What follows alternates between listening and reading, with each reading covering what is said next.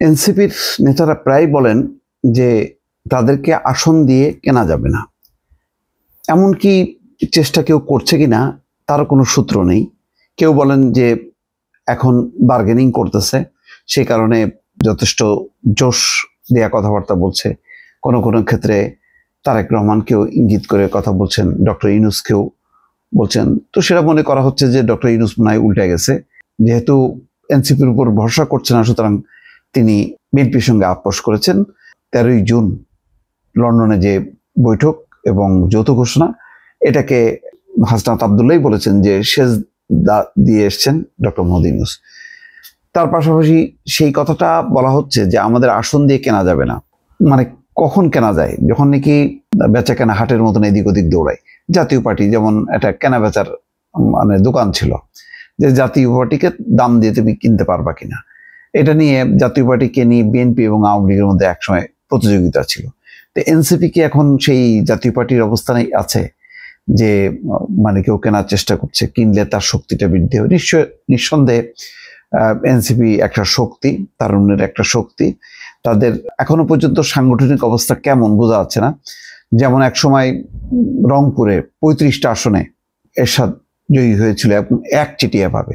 এমন কোন জেলা কি দেখা যাচ্ছে এনসিপির ক্ষেত্রে? অন্তত জাতীয় পার্টির অবস্থানে সেই এরশাদ আমলের সেরকম অবস্থানে কিন্তু দেখা যাচ্ছে না।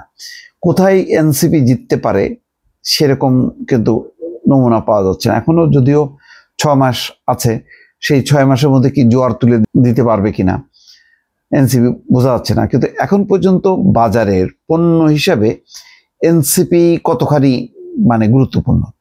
আর সবচেয়ে বড় কথা হলো যে বিএনপি কেন কেনার চেষ্টা করবে? বিএনপি কি নিজের শক্তিতে বলিয়ান না?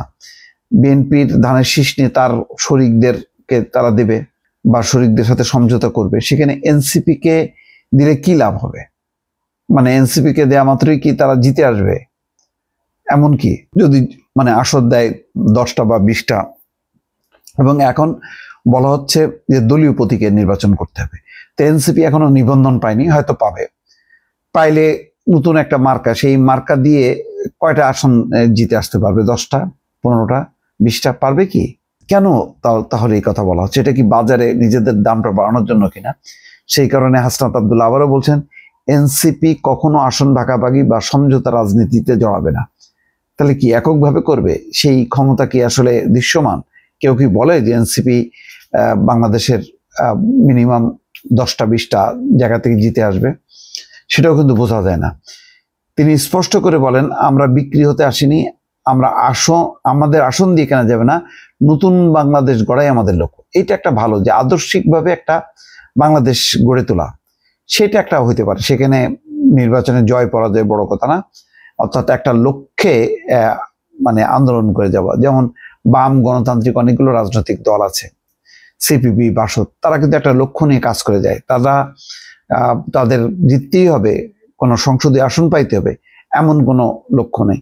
হয়তো তেমনই একটা আলোচনা করছেন, তবে বলছেন যে আমরা বিএনপি বা অন্য কোনো দলের সঙ্গে আসন সমঝোতা করব না। হাসনাত আবদুল্লাহ বলছেন বিএনপি বা অন্য কোনো দল, জামাতের কথা কিন্তু এখানে তিনি বলেননি। জনগণের সামনে একটি বিকল্প শক্তি হিসেবে থাকতে চাই। প্রশাসন নির্ভর বা মধ্যরাতের নির্বাচন আর দেখতে চাই না। আসন ভাগাভাগির নির্বাচন মধ্যরাতের ভোটের চেয়েও ভয়াবহ হতে পারে।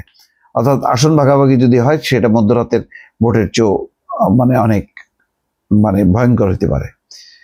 তো যাই হোক, এখন পুরো বিষয়টা একটা ধোঁয়াশার মধ্যে আছে যে বিএনপি কি তাহলে খুব ব্যাপকভাবে চেষ্টা করছে কিনা, বা জামাত চেষ্টা করছে কিনা এনসিপির দিকে হাত বাড়ানো, যার জন্য তারা বারবার এই প্রসঙ্গটা নিয়ে আসছে যে আমাদের আসন দিয়ে কেনা যাবে না। দর্শক ভালো থাকবেন, আল্লাহ হাফেজ।